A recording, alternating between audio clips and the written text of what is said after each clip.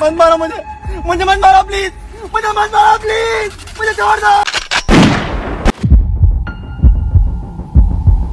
15 अप्रैल की वो काली रात जब एक हंसते खेलते परिवार का मर्द अचानक गायब हो जाता है। घर वाले परेशान, पुलिस हैरान, लेकिन असली धमाका तब होता है जब ठीक 12 दिन बाद एक सुनसान खेत में एक लड़की की सड़ी गली लाश मिलती है। एक ऐसी लाश जिसका गला किसी धारदार हथियार से बेरहमी से रहता गया था। पुलिस को लगा कि ये दोनों केसेस अलग अलग हैं, एक मिसिंग रिपोर्ट और एक आम मर्डर।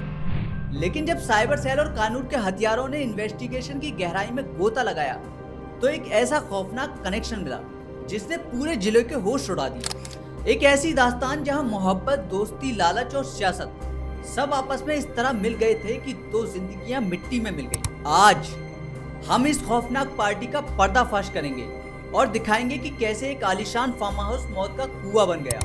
दिल थाम के बैठिए क्योंकि कहानी के आखिर में आपका दिमाग सुन्न होने वाला है।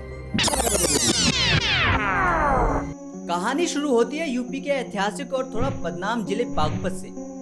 यहाँ रहता था 42 साल का विक्रांत।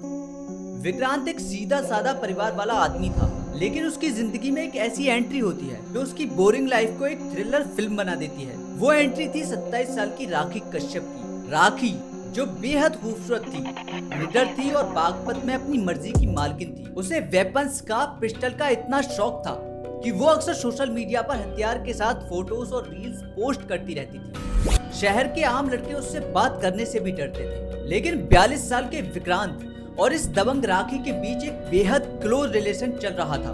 एक ऐसा रिश्ता जो समाज की नजरों से और विक्रांत के परिवार से बिल्कुल छुपा हुआ था। दोनों घंटों साथ बिताते थे और विक्रांत पानी की तरह पैसा बहा रहा था। लेकिन रिश्ता जितना गहरा होता है उसमें दुश्मनी का खतरा इतना ही ज्यादा होता है। 15 अप्रैल 2026 की रात को कुछ ऐसा हुआ कि विक्रांत बिना किसी को बताए अचानक गायब हो जाता है। उसका फोन स्विच ऑफ, गाड़ी गायब। परिवार ने हर जगह ढूंढा। जब थक गए तो रोती हुई हालत में पुलिस के पास पहुंचे। पुलिस ने मिसिंग रिपोर्ट दर्ज की। उन्हें अंदाजा नहीं था कि ये मिसिंग रिपोर्ट ऐसी खूनी दलदल का रास्ता है जहां से सिर्फ लाशें बाहर आने वाली हैं। इन्वेस्टिगेशन शुरू हुई तो पुलिस के होश सबसे पहले कॉल डिटेल्स देखकर उड़े। विक्रांत के फोन से आखिरी कुछ कॉल सिर्फ और सिर्फ राखी कश्यप को गई।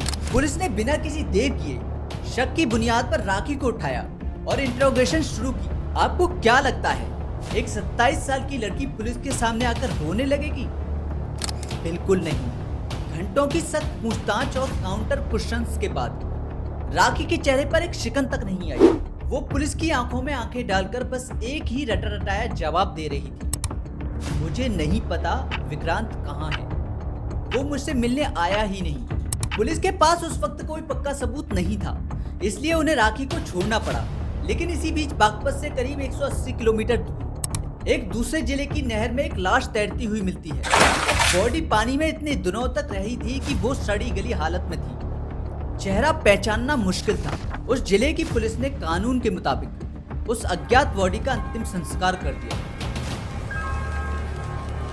किसी को वहमो गुमान में भी नहीं था कि ये लाश किसकी है और इसका बागपत से क्या लेना देना था।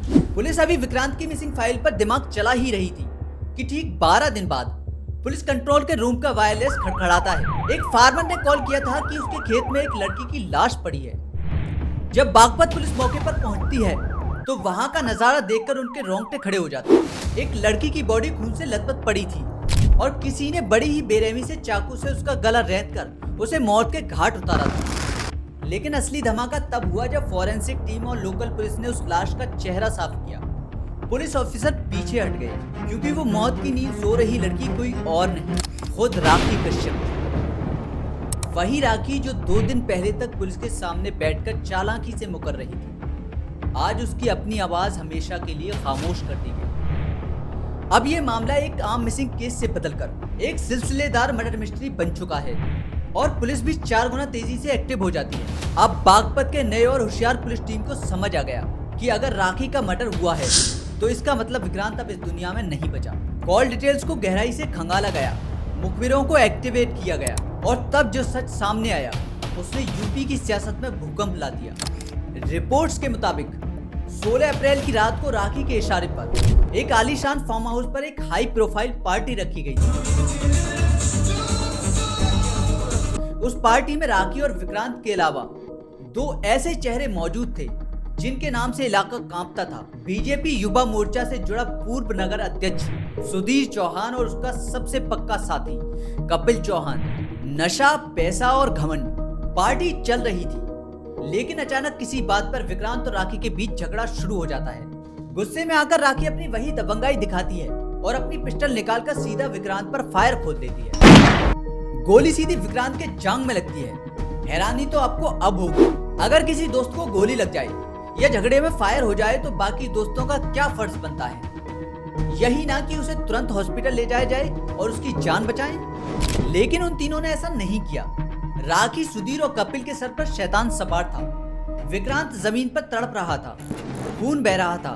वो हॉस्पिटल जाने के लिए उनके पैर पकड़कर भीख मांग रहा था, लेकिन उनको डर था कि अगर ये हॉस्पिटल गया तो पुलिस केस बनेगा और उनका पॉलिटिकल कैरियर तबाह हो जाएगा। इसलिए उन्होंने जो किया वो कोई शैतान ही कर सकता है। उन्होंने उस तड़पते हुए जिंदा विक्रांत के हाथ पैर बांधे, गाड़ी में डाला और 180 किलोमीटर दूर ले जाकर उसी तड़पती हुई हालत में जिंदा ही नहर में फेंक दिया। वही लाश जो पुलिस को दूर मिली थी, वो बदकिस्मत विक्रांत था। लेकिन कहानी यहाँ खत्म नहीं होती। क्राइम चाहे कितना भी परफेक्ट हो, गुनहगार हमेशा डर के साए में जीता है।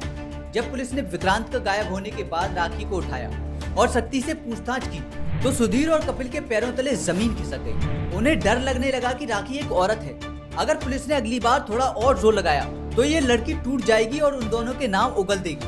उनका नेता बनना, उनका रुतबा सब मिट्टी में मिल जाएगा। इसलिए उन्होंने तय किया कि पजल के सबसे आखिरी और अहम हिस्से को ही मिटा दिया जाए। उन्होंने राखी को एक फार्म हाउस पर दोबारा पार्टी के बहाने बुलाया।